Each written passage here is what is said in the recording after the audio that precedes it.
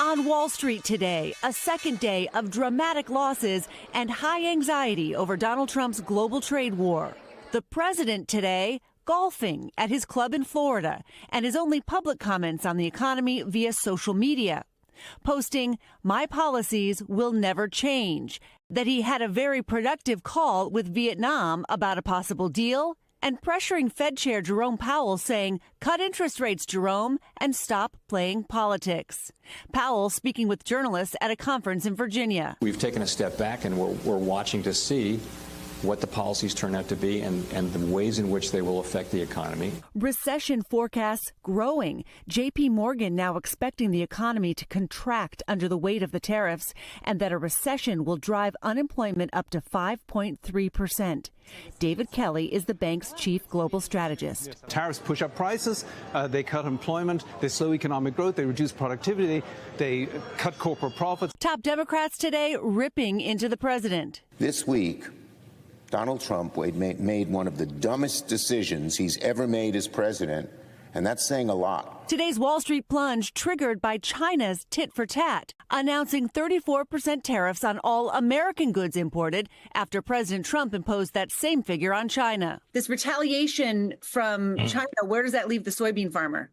We're in that twilight zone right now. We don't know. Last year, the U.S. exported $143.5 billion worth of goods to China. Topping the list, the kind of soybeans fifth-generation farmer Glenn Newcomer grows in Ohio. My portfolio is the commodity or the grain that's sitting in the grain bins here. My commodity is going down in value, no different than what the stock market is doing. So when I look at my current assets, they're going down.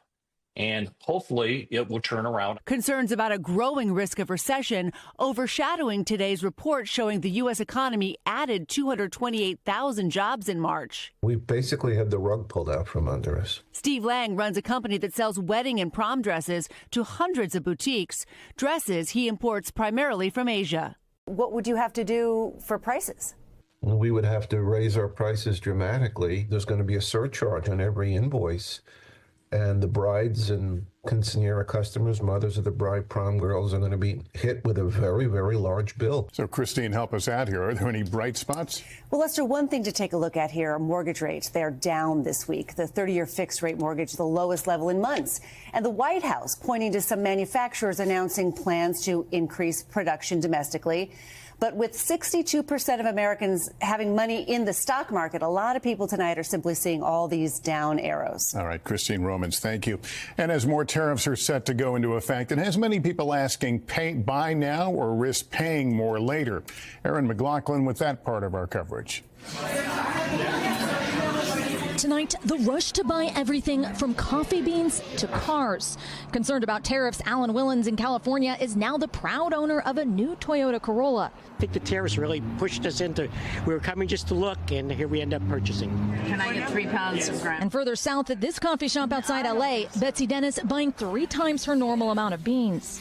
It's very upsetting that we're going to have to pay more. Across the country, consumers and businesses stocking up before tariffs impact prices. It's been a busy week selling cars, been a busy week servicing cars also. In Connecticut, Subaru dealership owner Peter Krause says even he's loading up. Are you stockpiling car parts? Yes, we bought more parts in order to have parts where we don't have to have a price increase for our customers. We increased the inventory about 10%.